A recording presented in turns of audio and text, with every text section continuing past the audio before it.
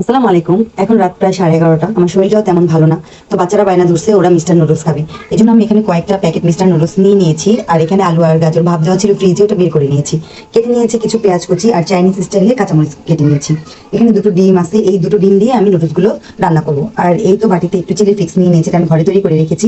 এই চিলি ফিক্সের মধ্যে একটু সয়াবিন তেল গরম করে ঢেলে দিব, সাথে দিব সয়া সস। এতে একটা সুন্দর সস তৈরি হয়ে যাবে, যেটা কিনা খেতে অনেকটাই টেস্ট, এবং এই সসটা মোমোর জন্য বেস্ট। তো আমার সব উপকরণ রেডি হয়ে গিয়েছে।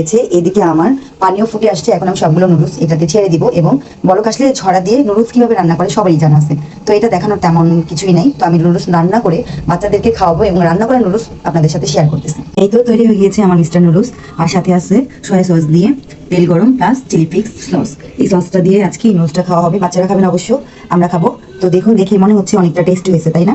দেখে এখনই জিভে পানি চলে এসেছে। তো এই তো এখন ঘরে নিয়ে গরম গরম পরিবেশন করবো বাচ্চাদের নিয়ে। এটা জাস্ট একটা প্ল্যাটার করেছি আমরা খাওয়ার জন্য, আর বাদ বাকি আরো আছে। এখন ঘরে নিয়ে সবাই মিলে নুডলসটা খেয়ে নিব।